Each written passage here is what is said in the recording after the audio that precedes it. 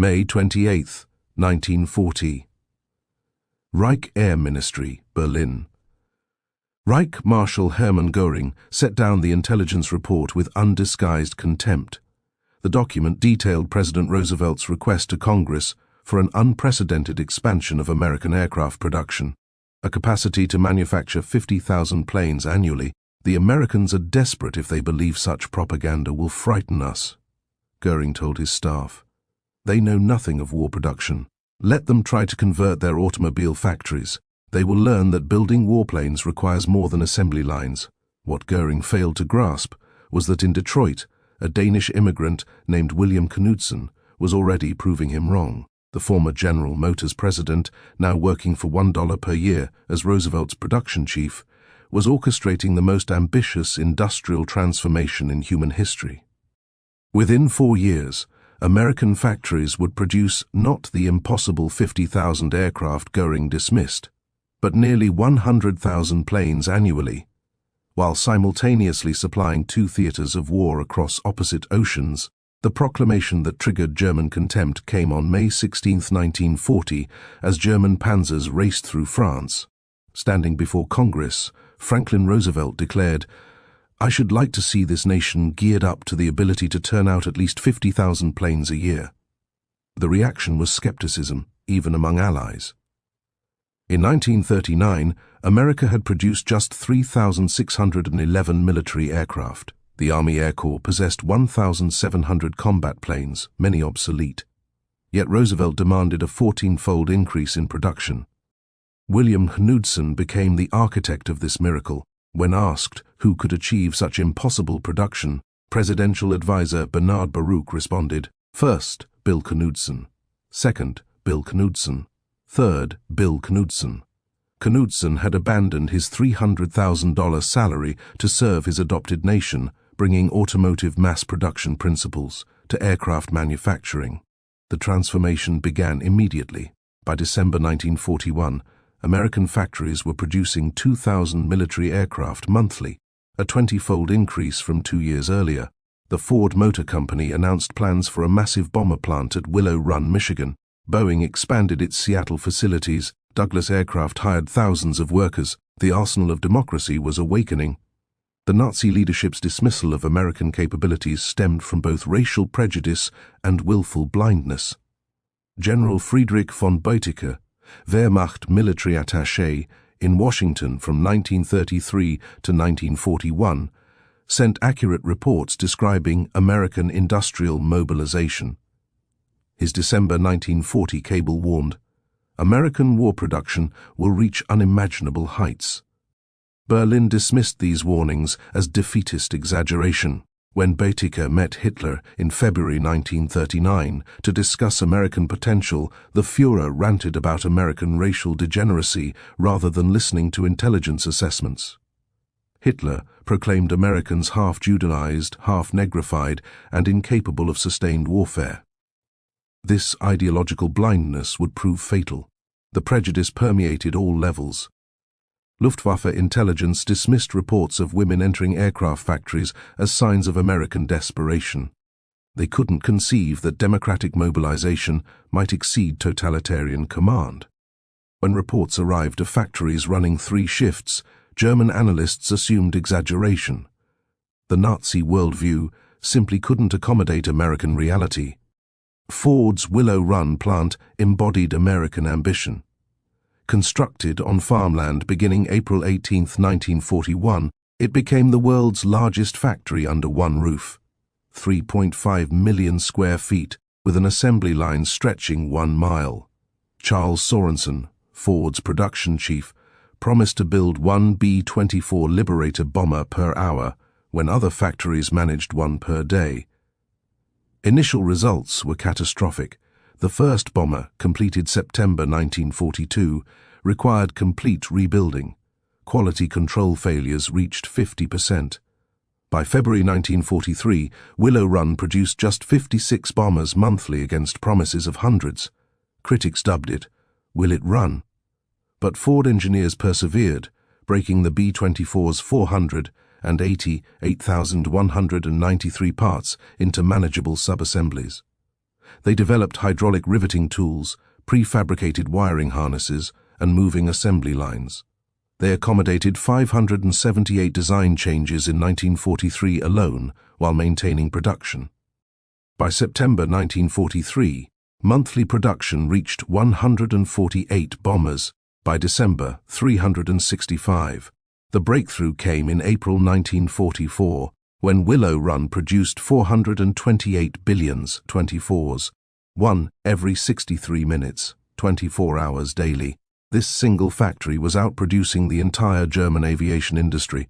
German pilots first recognized American production superiority during the Tunisia campaign. Major Johannes Steinhoff, commanding JG-77, noted in December 1942, "The American pilots are no longer amateurs. Most disturbing, there are more of them every day." The revelation accelerated through 1943. January 27th marked the first American raid on Germany itself, 64 bombers attacking Wilhelmshaven. By October, during Black Thursday at Schweinfurt, the Americans could lose 60 B-17 seconds and replace them within 2 weeks. The mathematics had become inescapable. During Big Week, February 20th to 25th, 1944, the 8th and 15th Air Forces mounted 3,500 bomber sorties against German aircraft production.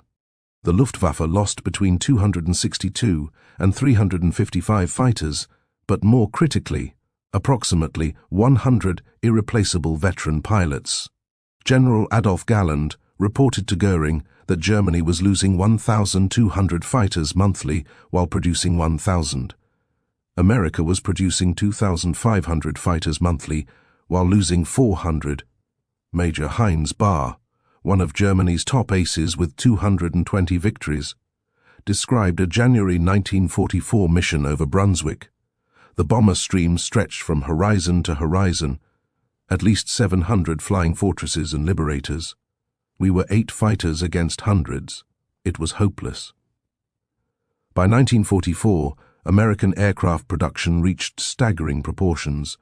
That year alone, factories produced 96,270 aircraft, 16,048 four-engine bombers, 35,743 fighters, and 22,591 multi-engine aircraft. This single year's production exceeded Germany's entire wartime output of approximately 94,677 aircraft. The disparity went beyond numbers. Each American bomber carried 13 50-caliber machine guns with thousands of rounds. German fighters increasingly launched with partial ammunition loads. American bombers featured powered turrets, advanced bomb sights, and sophisticated navigation equipment. German fighters often lacked functioning radios. Boeing's Seattle Plant 2 was producing 16 B-17 seconds daily by May 1944. Douglas Aircraft, which employed just 68 people in 1936, had grown to 167,000 workers across 9 facilities. North American aviation churned out 500 P-51 Mustangs monthly. Lockheed achieved production of 1 P-38 Lightning every 90 minutes, while implementing 2,127 combat-driven modifications. Supporting industries matched this pace. General Motors produced 57,658 aircraft engines under license. Packard built 55,523 Rolls-Royce Merlins. Alcoa's aluminum output increased 600%. Dow Chemical's magnesium production grew from 6 million annually to 333 million. The transformation of America's workforce shattered Nazi preconceptions. Women, comprising less than 1% of aircraft workers in 1941, represented 65% by 1,943 to 310,000 women among aircraft industry workers. At Douglas Long Beach, 22,038 of 41,062 employees were women. Rose Woolman Rowe, the original Rosie the Riveter, drove 3,000 rivets per shift at Willow Run with 99.5% accuracy. Women inspectors at Douglas reduced defect rates from 3.2% to 0.3%. Ford redesigned tools for smaller hands, inadvertently improving efficiency. Lighter pneumatic tools reduced fatigue, while better positioned workstations decreased injuries. German intelligence interpreted female employment as desperation. A captured Luftwaffe report dismissed these workers as temporary, predicting quality collapse. Instead, precision improved. Women excelled at detailed work, wiring, instruments, inspection. Their integration represented democratic strength, not weakness. As American production soared, Germany retreated into fantasy. Göring authorized the Jägerstab fighter staff program in February 1944, dispersing production into 729 underground facilities using slave labor. The Mittelwerk complex employed 60,000 prisoners in horrific conditions, with 20,000 dying. These underground factories produced more defects than aircraft. Slave laborers sabotaged components. Transportation between dispersed facilities caused delays. Quality control collapsed. The entire Mittelwerk complex produced fewer engines monthly than Ford's single Chicago plant. Meanwhile, American innovation accelerated. Boeing developed modular B-29 construction across 4 facilities with completely interchangeable parts. The pressurized B-29, costing $650,000 each, incorporated technology Germany couldn't match in prototypes. By early 1945, America was producing 100 billions 29s monthly. June 6, 1944, demonstrated the culmination of American production. The invasion employed 11,590 Allied aircraft against 319 German sorties, a 36-to-1 superiority. This wasn't tactical advantage, but industrial annihilation. Between January and May 1944, preparatory bombing dropped 145,000 tons on German targets, exceeding all German bombing of Britain throughout the war. Transport aircraft delivered 3 airborne divisions in one day, using more planes than Germany's entire transport fleet ever possessed. By December 1944, single raids involved 1,200 bombers escorted by 900 fighters. P-51 Mustangs possessed range to reach Poland performance, to match any opponent, and existed in quantities making losses irrelevant. German pilots called them Indianer, swarming everywhere simultaneously. As defeat approached, even Nazi leadership acknowledged the production catastrophe. In December 1944, Goebbels wrote in his diary, "Göring's promises about Luftwaffe superiority now seem criminal delusions. We fight the world's greatest industrial power with rhetoric." Rommel told his staff before D-Day, "The Americans can lose 10 tanks for every one we destroy and still overwhelm us. When they land, they will come with such material superiority that no position can hold." Even Hitler admitted to Speer in January 1945, "We should have listened to Boetticher's reports. Their industrial potential was decisive. While we built hundreds, they built tens of thousands." Albert Speer later testified that American bombing reduced German production by 35% for tanks, 31% for aircraft, and 42% for trucks. He stated unequivocally the American attacks, which followed a definite system of assault on industrial targets, caused the breakdown of German armaments. Germany's Me-262 jet fighter, operational mid-1944, represented genuine innovation, 100 miles per hour faster than any Allied fighter. Hitler and Göring believed this wonder weapon could restore air superiority despite numerical inferiority. But Germany produced just 1,430 Me-260, 2 seconds total, with never more than 200 operational simultaneously. Engines required overhaul every 10 hours. Critical materials were unavailable, forcing inferior substitutions. America, meanwhile, had begun jet development in 1942. While the Bell P-59 proved inferior to German jets, Lockheed's P-80 Shooting Star, superior to any German jet, entered production before war's end. American industrial depth allowed simultaneous pursuit of multiple technologies, a luxury Germany couldn't afford. The contrast epitomized the production war's outcome. Germany's technological superiority in jets meant nothing against America's ability to produce thousands of conventional fighters while simultaneously developing next-generation aircraft. Quality without quantity proved worthless in total war. Hermann Göring's arrest on May 8, 1945, by elements of the U.S. 36th Infantry Division marked the beginning of his confrontation with reality. Initially defiant at the interrogation facility in Augsburg, he maintained German technology had been superior, overcome only by numbers. His subsequent transfer to Camp Aschken in Luxembourg, the dedicated facility for high-ranking Nazi prisoners, brought intensive interrogation.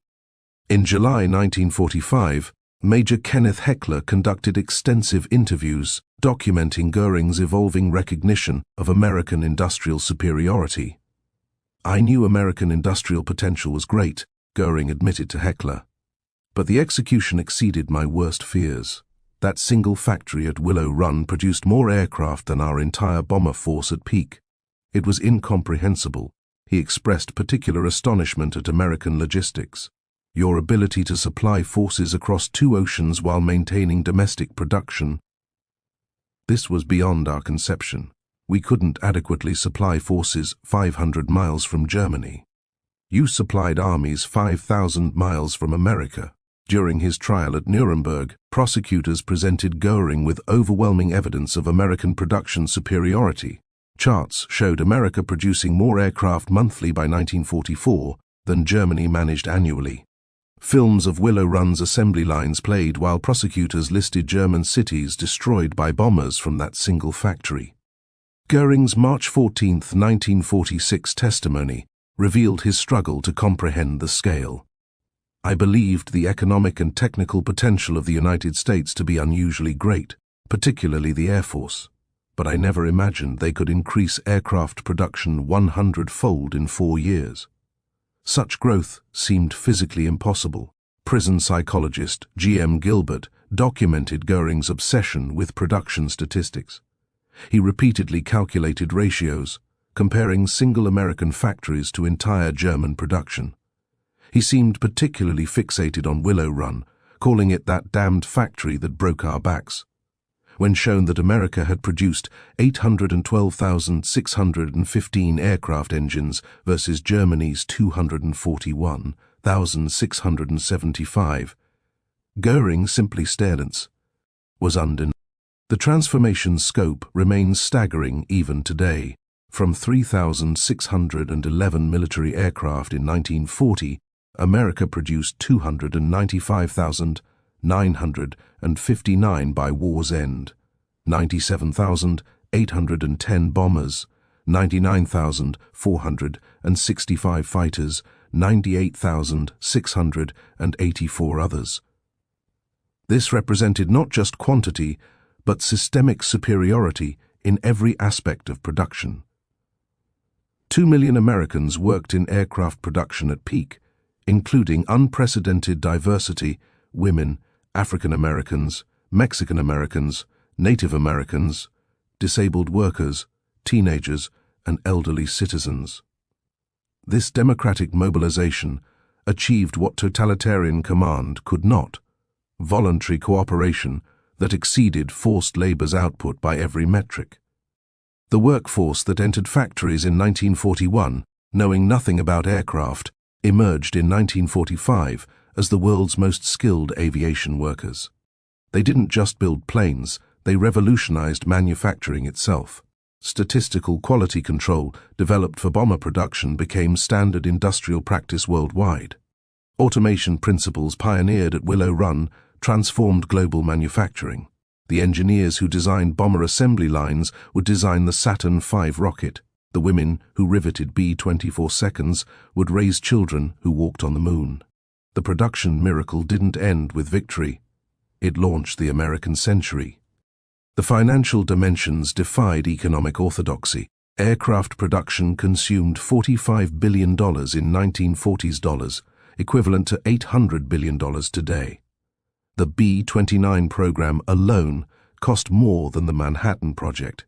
Yet, rather than bankrupting American war production, created unprecedented prosperity.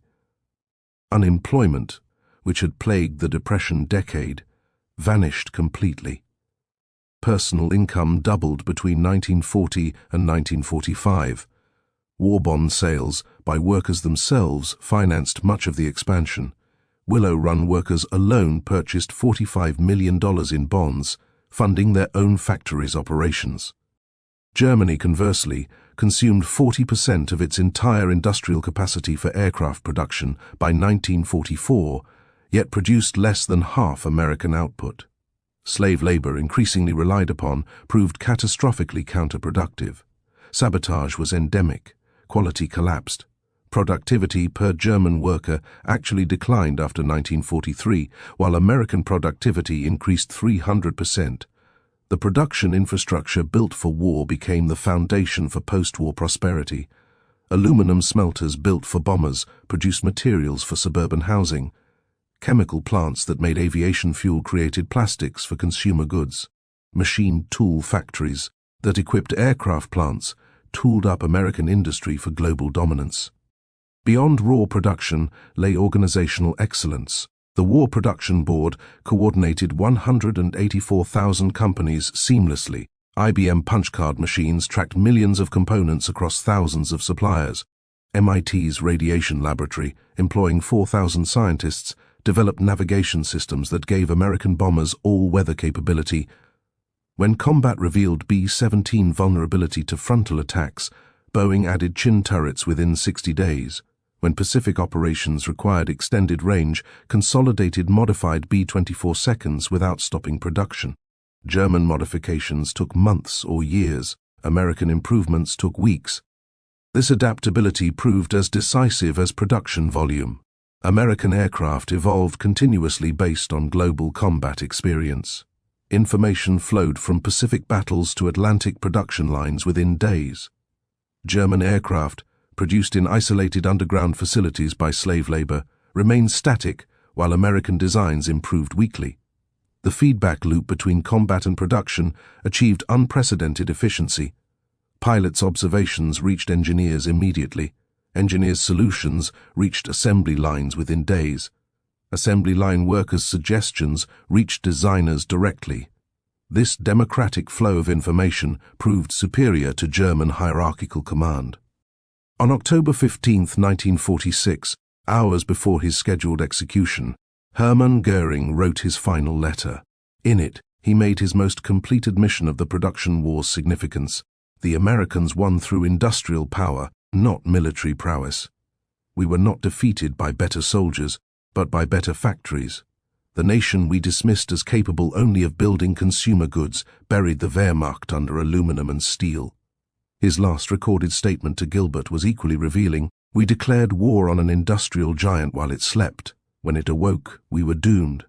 They didn't just outproduce us, they revolutionized production itself. Every aspect of their system proved superior to ours. Göring committed suicide that night, but his final testimony stands as history's verdict on the production war. The Reichsmarschall, who had dismissed American capabilities, died, knowing a single American factory exceeded his entire Air Force's lifetime production. Military historians consider the American production achievement the decisive factor in Allied victory. Without the overwhelming material superiority it provided, D-Day would have been impossible, the bombing campaign unsustainable, and the Pacific War unwinnable. Richard Overy, the leading historian of the air war, concluded, the outcome was determined not by fighting spirit or tactical brilliance, but by the weight of material. The Allies won because they buried their enemies under an avalanche of production. The numbers support this assessment, absolutely. By 1944, America alone was producing more military aircraft than the rest of the world combined, Axis and Allied. This wasn't incremental superiority, but order of magnitude dominance. Germany faced not defeat, but obliteration. Yet, the production miracle's significance transcended military victory. It proved democracy's superiority to dictatorship, freedom's advantage over tyranny, voluntary cooperation's strength over forced obedience. The workers who achieved this transformation weren't slaves or conscripts, but free citizens united in common purpose. Hermann Göring's dismissal of American production capacity stands as history's most catastrophic miscalculation. His contempt for democratic industrial potential cost Germany the war and millions of lives. His failure to recognize American capabilities sealed the Third Reich's fate before the first bomber reached German skies. The transformation from 3,000 to 100,000 aircraft annually demonstrated that free societies, when facing existential threats, could achieve the impossible. American workers didn't just meet Roosevelt's impossible goal, they doubled it. They didn't just match German production, they exceeded it fivefold while simultaneously fighting in the Pacific. Today's leaders would do well to remember Göring's mistake. Dismissing democratic nations as weak because they're peaceful, or underestimating free people's productive capacity because they prefer prosperity to conquest, invites catastrophic miscalculation. America in 1940 appeared unprepared for war. By 1944, it had become an unstoppable industrial colossus. The arsenal of democracy proved that production lines could be as decisive as front lines, that assembly workers could be as crucial as soldiers, that industrial mobilization could determine victory as surely as military strategy. Göring learned this lesson too late at the cost of his nation's destruction. From his dismissive reaction to Roosevelt's announcement in May 1940 to his execution at Nuremberg in October 1946, Hermann Göring's journey traced the arc of Nazi Germany's destruction. His contempt for American production became the epitaph for the Third Reich, a regime that confused ideology with capability, that mistook tyranny for strength, that believed racial mythology could overcome industrial mathematics. The Reichsmarschall, who dismissed American aircraft production, died knowing that American factories had produced more planes in 1944 alone than Germany managed throughout the entire war. His mockery of democratic industrial capacity became history's most expensive joke, paid for in the currency of total defeat. America produced 295,959 military aircraft. Germany produced 94,677. But the real victory lay not in numbers, but in method. Proving that free workers could outproduce slaves, that democratic cooperation could exceed totalitarian command, that a nation of immigrants and diverse citizens could unite to achieve the impossible. The B-24 bombers, rolling off Willow Run's assembly line every 63 minutes, weren't just aircraft. They were democracy's answer to tyranny. Each rivet driven by a woman who'd been a housewife months earlier, each engine built by a teenager who'd left high school to serve, each wing assembled by workers who'd fled poverty and discrimination, all proved that free peoples, when united in righteous cause, could bury tyranny under an avalanche of production. Hermann Göring laughed at the idea of America producing 50,000 planes annually. America responded by producing twice that many, transforming global history in the process.